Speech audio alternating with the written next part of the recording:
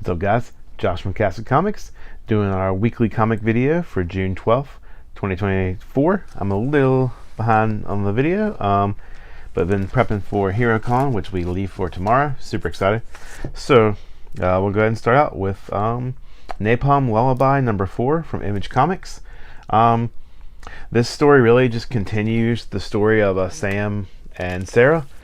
They're kind of scrambling for their lives as they try to escape after watching their father Xanders get murdered. So, they're stuck in what I think was called like the Citadel, and it's just hectic. Everything's going crazy around them. Sam's powers are going off because he's an empath. He's feeling just too much pain. And they're getting chased by this superhero woman who is just kind of evil. She's one of the servants of the Messiah character in this. That's just super evil. They kind of, this whole issue is just kind of them fighting and running. Sarah is trying to inject herself with a pen that'll put her to sleep because her powers are the power of dreams, so she can like influence anybody if she's asleep. But she's not able to do it.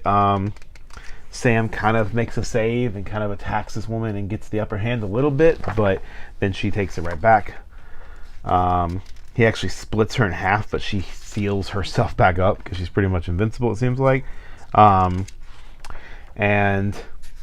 in the end, they have to pretty much escape through the fog, but they get trapped, and the last shot is pretty much them being encased in this net that the people in the Citadel have put people in. So, and that's just kind of the end. So we kind of left with a little cliffhanger. This was a solid action issue, not too much story or anything. We still don't know who this person is attacking them, and how they have powers, but it'll be interesting to get deeper into it. I do like the lore of the story so far. But yeah, that is Napalm Lullaby number 2. Napalm Lullaby number 4 from Image Comics. Next, we have one of the best comics of the week, Transformers number 9 from Image Comics. The fight between the Autobots and the Decepticons continue, which it does in every issue. Like, the Autobots always just seem to be on the back foot. They just, every time it feels like they have an advantage, it just gets taken away from them. This issue we're introduced, kind of teased last issue, but this issue we're introduced to not Soundwave, Shockwave, and they are creating a portal to connect them to Cybertron. Sorry about that. And like Spike, Ratchet ends up saving Cliffjumper, and Ratchet gets pretty wounded to the point to where he's dying. We have Spike at the hospital getting kidnapped by one of Soundwave's men. And we have once again the Decepticons just getting wrecked. We see Cybertron again. So we follow the little mini story that's been going on there. And we end up having one of the Autobots appear through the portal coming off of Cybertron, and it closes the portal. But so she is there to help the Autobots. She kind of gets them out. They get kind of pretty wrecked. They have to leave Ratchet behind, and they're just going to like torture Ratchet and use him for Energon for the Decepticons, which is awful. But it's a war, and they really can't do anything about it. And at the end of it, we just get a scene where the ship that's taking Spike to the Decepticons gets wrecked, and Beachcomber shows up to help Spike get out and help the Autobots. So it might hopefully finally kind of sway sides for them and help them a little bit. But yeah, this has been once again Daniel Warren Johnson's killing this comic. Jorge Corona his art is very good. I do think it's kind of a little bit on it's still a really solid issue, but this issue was a little bit like same like with Napalm Lullaby, where it's straight like we have a lot of we've had a lot of exposition and a lot of story in both these stories, so the fact that we get kind of just an action issue is fine, but I just would like with some of these issues I would definitely like a little more story. But Transformers is still a very solid story. I will continue to read it. So that is Transformers number 9 from Image Comics. Next, going into Marvel, we have Scarlet Witch number 1. This is kind of, it's not a complete reboot. This is a spin-off reboot slash, kind of like, it's a spin-off from Scarlet Witch and Quicksilver, which I wasn't really, I read the first issue and that was kind of it for me. But this one kind of has Wanda and Darcy. They have their own kind of place, which is kind of their sanctum of sorts, where they help people. They have this door where when people have no other option, this door appears to them, and it comes through on Scarlet Witch's and Wanda and Darcy's end. And so they are definitely just like trying to help people, and just like Wanda's trying to make up for her past mistakes. And you see her talking to kind of the chaos demon inside of her, where she's kind of keeping him at bay at the beginning. We have this new evil emerge from a tear in the sky, where they pretty much rip reality open, which there's where the tear starts. And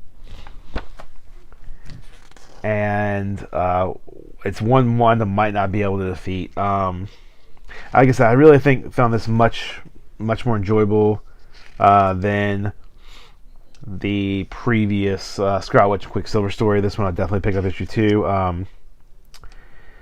They have another ally named Manator, and just as he having his epic moment, he pretty much just gets crushed. And I mean, we don't know whether he's alive or dead, so that's kind of crazy. Darcy also uses the door in reverse as like a last-ditch effort, which ends up dropping her right to Pietro. So we're bringing Quicksilver back into this. We also have Wanda unleashing the Darkhold, the demon from the chaos demon from inside of her to fight this evil.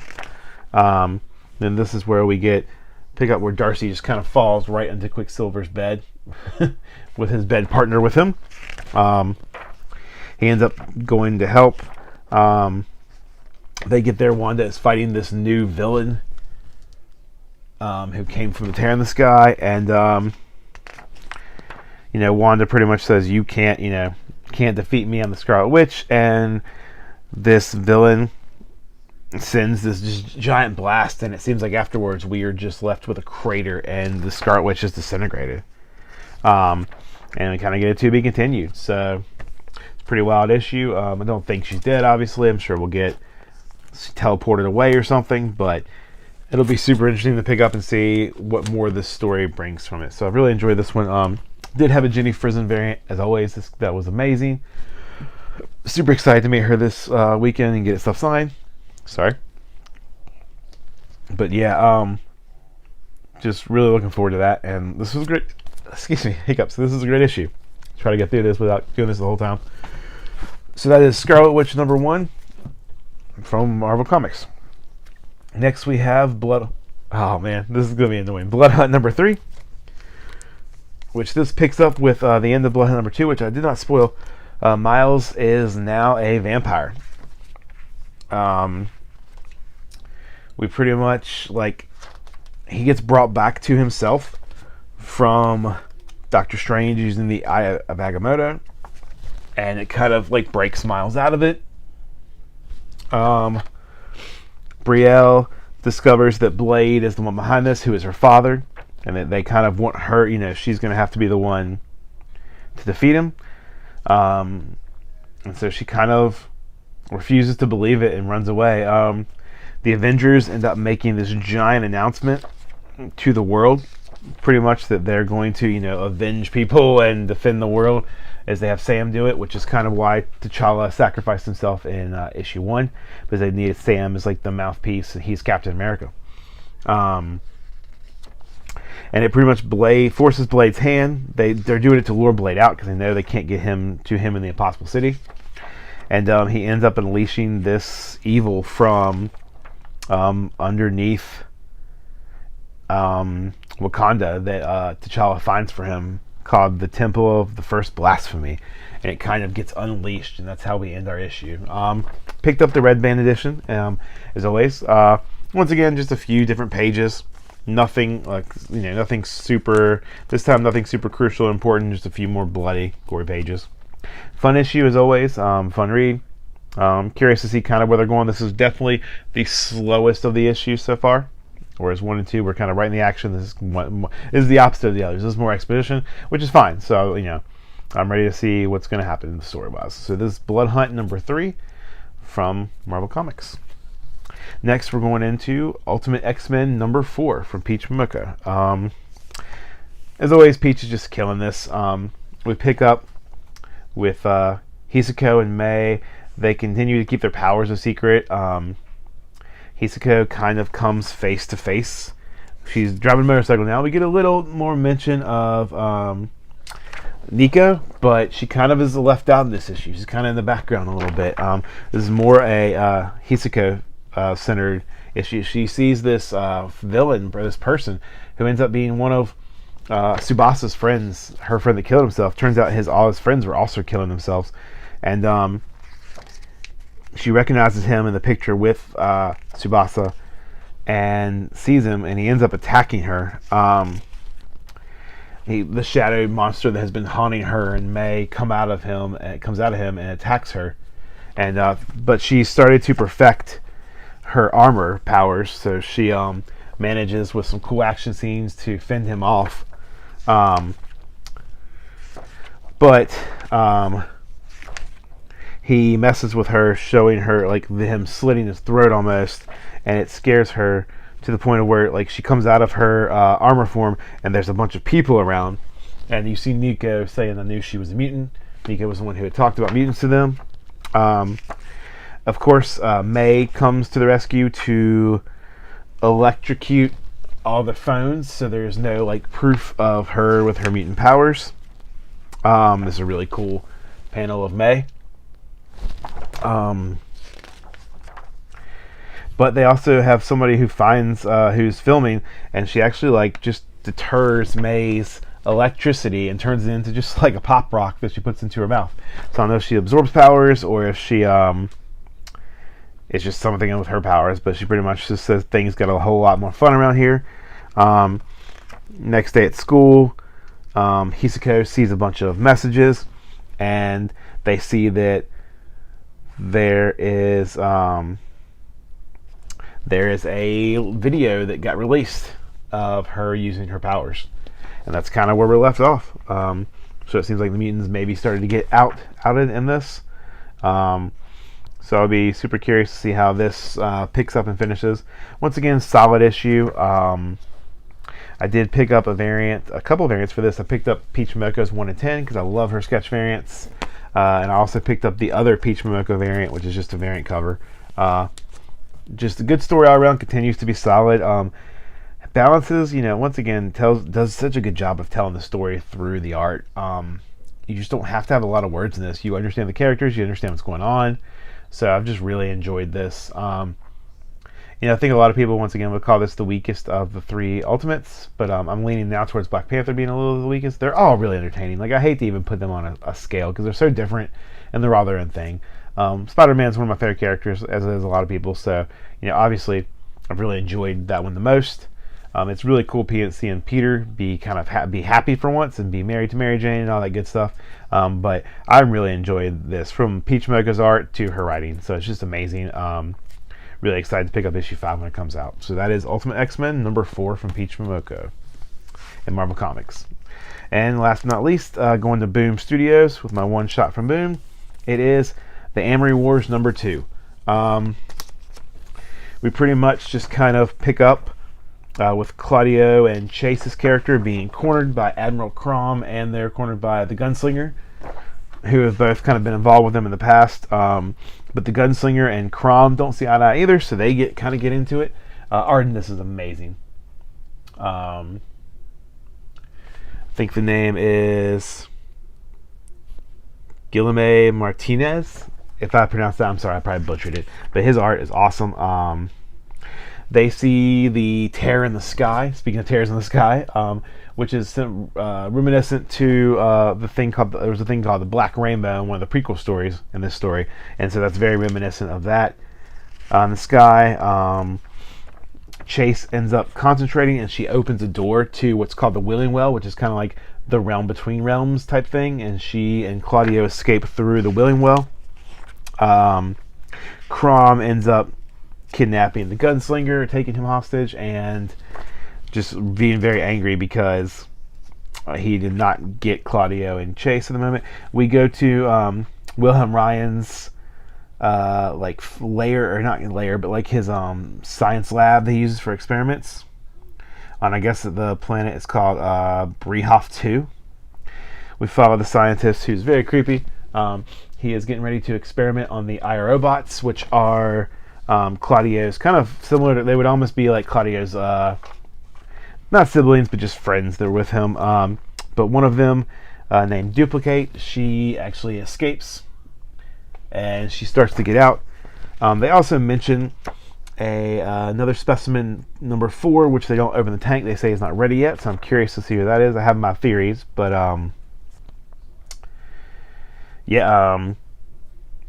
General Dettenwolf, who is now possessed by Jesse, now that Jesse infected because Dettenwolf is mostly a Cybertronic, so Jesse has infected his mind and is trying to kill Wilhelm Ryan.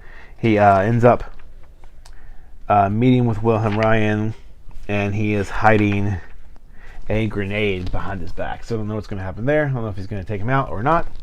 Meanwhile, we pick up with Claudio and Chase on this ship in the middle of the, or on a piece of raft on the middle of the sea. They're kind of curious, like Chase is really worn out from using the willing well powers, and she just, they figure out where they think they are, the planet called Donar, and yeah, they're just they end up seeing a ship, multiple ships just start coming down towards them, and one ship comes out of the sea to pick them up, so we don't know what's going on there, and that's kind of a to be continued. So looking forward to the next issue to see what happens. We have a lot of loose ends. We have is Duplicate going to escape, is what's happening with Claudio and Chase, is Dettenwolf going to be able to kill Wilhelm Ryan, who's like the big bad, and then also what's going on with the Gunslinger and Admiral Crom. So pretty cool. These are a lot of weird names just getting tossed around. Once again, this is a very, this is the 4th volume in a very long saga stories I've read. So if you ever want to try to pick them up, Amory Wars is very good. Starting with Second Stage Turbine Blade is the first issue again. First graphic novel you can pick up. We might go through those and back issues after I've finished with Something's Killing the Children, but that is a very long story. I don't have the volumes. It's just each volume is the entire 10 to 12 issue run, so it would be a very long process. Might have to do like a stop point in there and just pick it up. So yeah, that is the Amory Wars, Good Apollo, No World for Tomorrow, number 2, guys. So yeah, I did pick up a variant for this as well, and I'll pop it up here. Also really enjoy the variants for these, and I think that's going to be it, guys. Gonna try to get back issues up this week. More likely it'll probably we'll probably just replace it this week with some HeroCon stuff, so look for that. And as always, guys, keep reading comics. See y'all later.